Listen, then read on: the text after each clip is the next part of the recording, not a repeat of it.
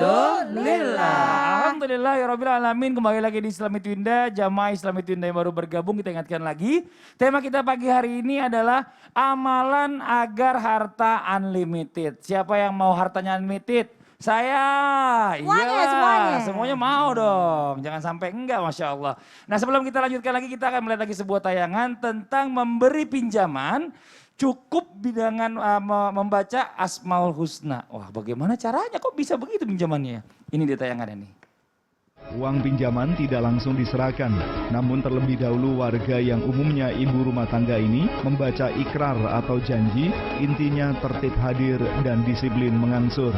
Setelah itu dilanjutkan membaca Asmaul Husna atau nama-nama baik Allah Subhanahu wa Ta'ala. Begitu selesai, nama ibu-ibu ini dipanggil satu persatu guna menerima pinjaman uang. Iya, ini luar biasa ya kalau kita bicara masalah tentang mendapatkan harta yang unlimited ini kadang-kadang memang di luar nalar kita nih. Salah satunya dengan memberikan pinjaman ke orang lain.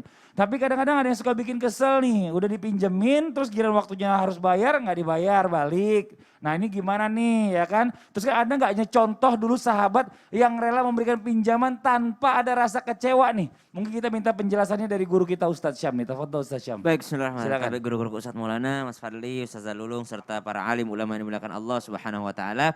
Ternyata berbicara tentang harta yang unlimited dan harta yang diberkahi oleh Allah Subhanahu wa Ta'ala. Jadi bahasanya unlimited itu ya berkah ya. Karena berkah itulah unlimited. Ya, kalau yang masih terbilang dan masih limited, berjumlah dan terbatas itu yang tidak berkah sebenarnya. Banyak tapi ada yang sesuatu yang tidak mampu dia kerjakan. Misal ada orang mampu beli daging tapi nggak bisa makan daging gitu ya. Ada orang mampu beli mobil tapi nggak bisa naik mobil. Harta yang unlimited itu adalah harta yang bisa kita nikmati, subhanallah. Dan ternyata salah satu caranya untuk mendapatkannya adalah meringankan beban atau memberikan hutang kepada orang lain. Kenapa memberikan hutang kepada orang lain adalah sesuatu yang dicintai oleh Allah? Karena ternyata ketika kita bersedekah, belum tentu yang kita berikan itu orang yang membutuhkan. Tapi ketika kita memberikan hutang terhadap orang lain, maka sudah jelas dia sedang membutuhkan karena dia yang mau berhutang. Alasan yang kedua, kenapa orang yang memberikan hutang adalah orang yang diberkahi rezekinya? Karena ternyata ada dalam sebuah hadis baginda Nabi SAW, rahimallahu rajulan samhan. Allah merahmati seorang laki-laki yang lemah lembut. Lemah lembut apa? Ketika idza ba'a, ketika menjual dalam keadaan jual beli, kemudian ketika dalam hal idzaqtada, ketika mereka menagih janji atau menagih hutang. Karena ternyata tadi kata Mas Fadli, tidak semua orang yang diutangin kan baik. Ada juga yang ngeselin, justru dapat pahalanya dari orang yang ngeselin itu. Kalau orang yang baik kita nggak dapat pahala sabar karena nggak ada sabar di dalamnya. Ya udah, dia orang baik dikasih hutang segini pasti dia akan bayar nanti tanggalnya. Tapi kalau orangnya ngeselin, kalau orangnya adalah orang yang rese, subhanallah, dari situlah kita panen pahala karena kita dituntut untuk yang namanya samhan, untuk yang namanya lemah lembut terhadap mereka. Bahkan dalam Al-Quran disebut kalaupun ada yang tidak mampu untuk membayar hutang, wa anta saddaqu khairul lakum in kuntum ta'lamun. Kalau engkau mampu dan engkau mampu untuk bersedekah, maka subhanallah itu lebih baik untukmu jikalau engkau mengetahui. Pertanyaan terakhir, ada enggak sih contoh di mana subhanallah para sahabat atau baginda Nabi SAW dalam hal hutang piutang itu dimudahkan atau memudahkan orang lain? Kisah yang pertama Rasulullah SAW. Rasulullah SAW juga pernah berhutang untuk yang namanya Ahlus Suffah. Untuk yang namanya orang-orang yang ada sahabat-sahabat baginda Nabi yang membutuhkannya. Lalu ketika Nabi SAW berhutang, ternyata apa yang terjadi ditagih oleh orang Yahudi tadi. Ketika ditagih dikasih tahu begini, dasar engkau ya Muhammad, memang keturunanmu itu orang yang suka berhutang. Dasar engkau suka menunda-nunda bayar hutang. Kaget Rasulullah SAW, kaget pula Sayyidina Umar bin Khattab radhiyallahu anhu.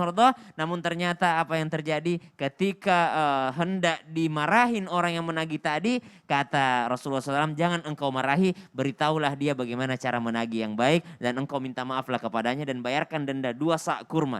Maka kata Umar bin Khattab, utangmu berapa ya Rasulullah? 1 sa'. satu saatnya lagi untuk apa? Karena denda, karena engkau telah memarahinya dan tidak begitu caranya orang yang namanya mengingatkan orang lain. Subhanallah, namun ternyata orang tadi hanya berpura-pura karena ingin mengetahui bagaimana akhlak Rasulullah ketika ditagih hutangnya. Ternyata Rasulullah ditagih hutangnya pun dan difitnah pun Rasulullah SAW tetap lemah lembut terhadap orang lain. Wallahu ta'ala alam. Masya Allah, jazakallah khairan kasiran, makasih banyak Ustadz Syah. Sama-sama, Nah, sekarang Fadli. kita lanjut lagi nih ya.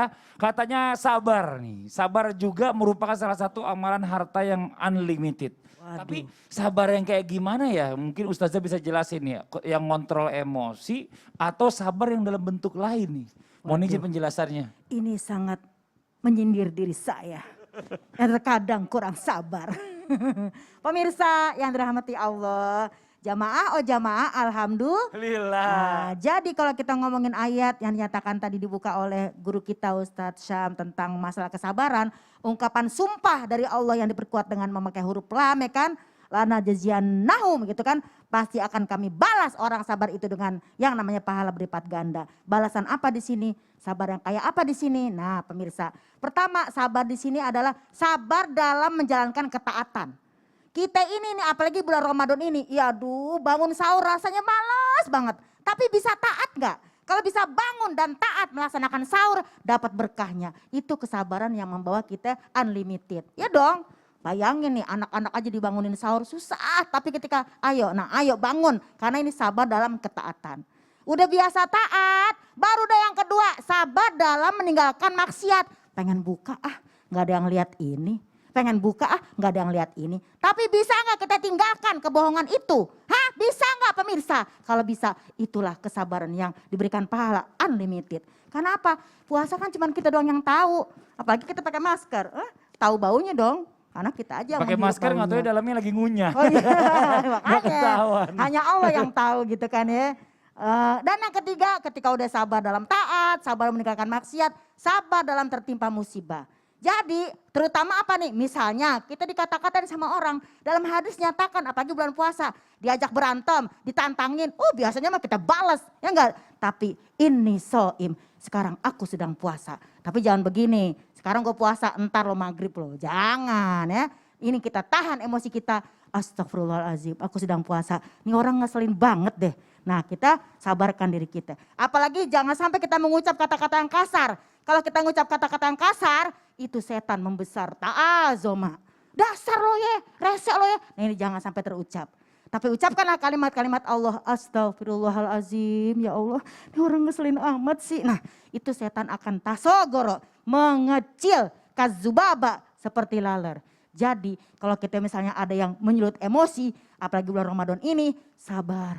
Sabar tahan emosi. Jangan sampai setannya jadi gede. Apalagi kita bikin tuh setan gede kecil. Dasar lo, astagfirullahaladzim. Dasar lo, astagfirullahaladzim. Nanti tuh setan gede kecil. Nah ribet itu namanya ya. Nah jadi kita mudah-mudahan bisa sabar dalam menjalankan ketaatan. Sabar meninggalkan maksiat. Sabar ketika ditimpa musibah. Makanya disebut oleh Allah. Sabar inilah pahalanya unlimited. Ini sabar mulut kita. Jangan sampai yang namanya mulut ini batal puasa kita. Sabar kita jadi hilang. Nauzubillahimin Zalik. Semuanya termasuk saya nih lagi belajar sabar. Belajar jangan yang namanya bawel. Seperti itu pemirsa. Yaelah, udah mau duduk aja masih marah-marah katanya. Santai aja Bu katanya. Ini Masya Allah ya buat jamaah yang ada di rumah nih. Banyak banget yang udah ngirim pertanyaan masuk ke sosial media. Islam itu indah. Kalau gitu langsung aja yuk kita masuk ke segmen Tanya Dong Ustadz. Kami semua tanya dong Ustaz. Masya Allah tabarakallah, makasih banyak yang sudah bergabung di Islam itu Indah dan mengikuti kajian kita. Berarti alhamdulillah di bulan Ramadan ikut kajian pahalanya lebih mulia daripada salat sunat 1000 rakaat.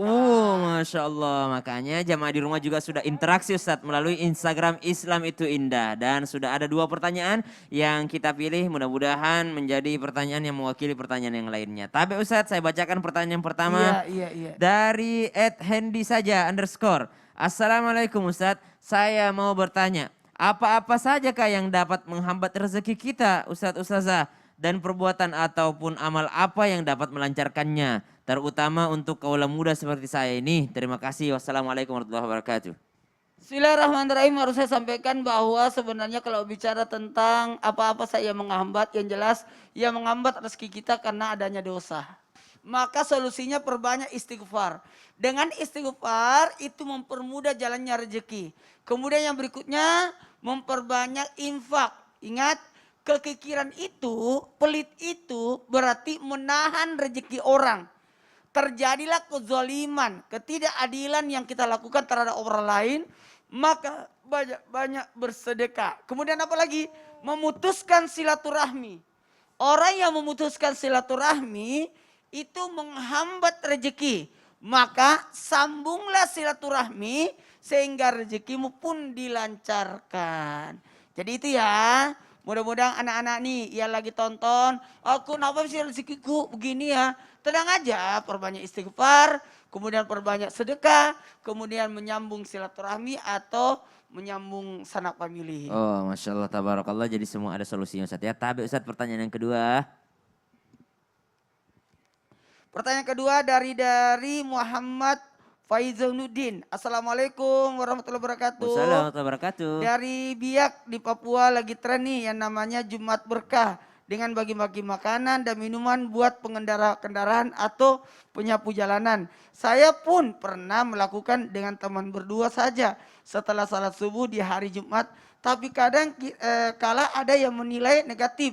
Dan ada juga yang positif karena setiap memberi kita sebagian dengan berfoto. Dengan niat hanya ingin berbagi kebaikan nih kepada orang lain. Pertanyaannya, apakah yang kita lakukan tersebut termasuk sifat yang sombong, ria, atau lainnya? Syukran kasiran Ustadz atas tanggapannya. Bila itu walidaya. Wassalamualaikum warahmatullahi wabarakatuh. Waalaikumsalam. Waalaikumsalam Salam warahmatullahi wabarakatuh. Salam damai. Jikalau ada yang namanya kebaikan yang kita share, lalu tidak semua yang menanggapinya juga dengan baik. Karena begitulah hidup. Apa yang kita share di konten sosial kita, di sosial media kita harus siap dengan beberapa komentarnya. Ada yang pro, ada yang kontra. Selalu akan ada yang seperti itu.